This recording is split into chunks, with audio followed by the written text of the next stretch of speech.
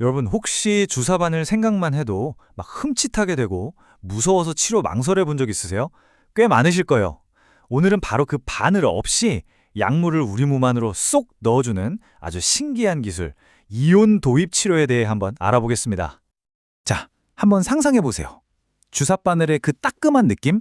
그거 전혀 없이 내가 아픈 바로 그 부위에만 약물이 정확하게 전달된다면요. 와, 정말 좋겠죠? 바로 이온 도입 치료가 이런 상상을 현실로 만들어주는 기술이라고 할 수 있습니다.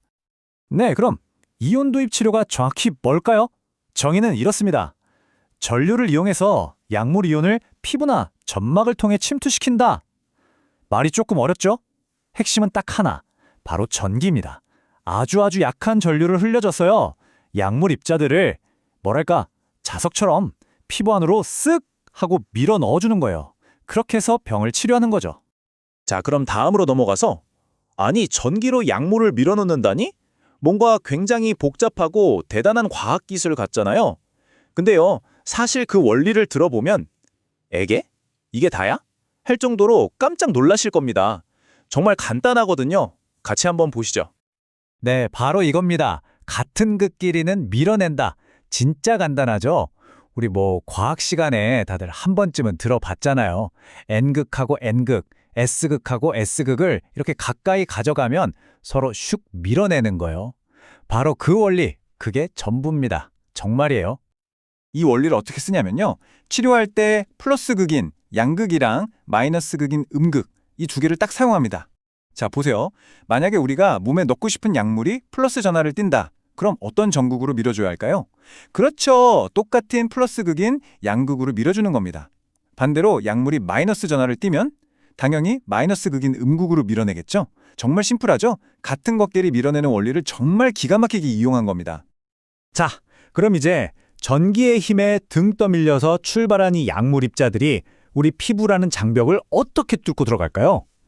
얘네들이 가는 길은 크게 세 가지가 있어요. 첫째는 땀샘이나 모낭처럼 원래부터 뚫려 있는 길, 그러니까 고속도로를 타는 방법이고요. 둘째는 피부세포들 사이의 좁은 틈새, 이 골목길로 요리조리 비집고 들어가는 방법입니다. 그리고 마지막, 가장 대담한 방법인데요. 아예 그냥 피부세포를 정면으로 돌파해서 뚫고 지나가는 거죠. 좋습니다. 원리도 알았으니 이제 실제 치료는 어떻게 진행되는지 그 사용 설명서를 한번 들여다볼까요? 어떤 점들을 중요하게 체크해야 하는지 말이죠. 아무래도 전기 치료라고 하니까 그거 위험한 거 아니야? 하실 수 있는데요. 걱정 붙들어 매셔도 됩니다. 치료에 쓰는 전류가요. 5mA, 그것도 미만이에요. 이게 어느 정도냐면 겨울에 스웨터 벗을 때 따끔하는 그 정전기 있죠? 그것보다도 훨씬 약한 정말 미세한 전류입니다. 그러니까 안전은 걱정 안 하셔도 돼요. 치료 시간은 어떨까요? 이것도 아주 간단합니다. 보통 한 번 치료받는데 10분에서 20분 정도 걸려요. 그러니까 점심시간에 잠깐 짬을 내거나 커피 한 잔 마실 시간에 충분히 받을 수 있는 거죠. 여기서 약간 전문적인 용어가 하나 나오는데 바로 전류 밀도입니다. 이게 왜 중요하냐면요. 샤워기를 생각해 보시면 쉬워요. 물줄기를 한 곳으로만 강하게 쏘면 아프잖아요. 근데 샤워기 헤드를 넓게 해서 물을 뿌리면 부드럽죠? 그거랑 똑같아요.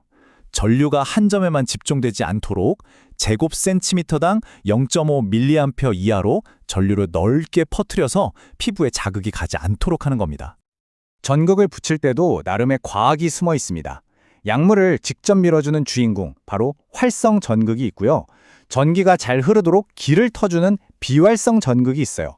근데 여기서 되게 재밌는 점이 이 비활성 전극을 항상 활성 전극보다 2배 이상 크게 만든다는 거예요. 왜냐? 아까 말씀드린 것처럼 전류를 더 넓은 면적으로 받아내서 피부 자극을 최대한 줄이려는 거죠.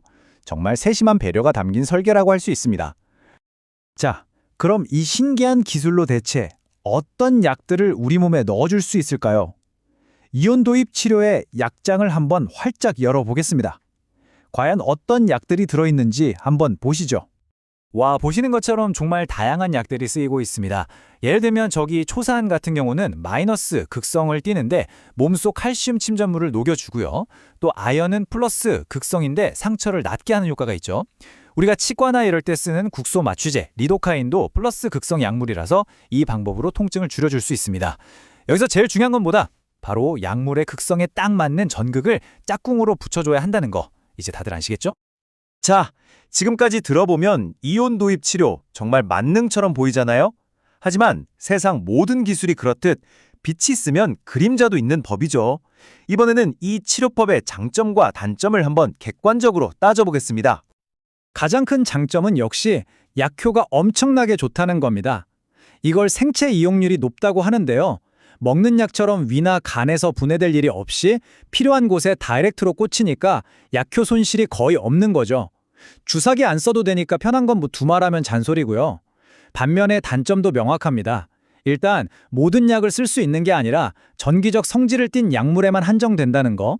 그리고 아무래도 피부를 뚫고 들어가는 거다 보니까 주사처럼 즉시 효과가 나타나진 않고 흡수 속도가 조금 느리다는 한계가 있습니다. 자, 오늘 이렇게 전기를 이용해서 약물을 전달하는 이온 도입 치료에 대해 쭉 한번 훑어봤습니다. 어떠셨나요? 마지막으로 여러분께 이런 질문을 한번 던져보면서 마무리하고 싶네요. 만약에 요즘 나오는 스마트워치 같은 웨어러블 기기나 더 작은 나노 기술 같은 것들이 이 이온 도입 치료랑 결합된다면 어떨까요? 언젠가 정말로 주사기가 박물관에 가고 이런 바늘 없는 치료가 당연해지는 그런 날이 올 수도 있지 않을까요? 우리가 함께 상상해 볼 만한 아주 흥미로운 미래인 것 같습니다.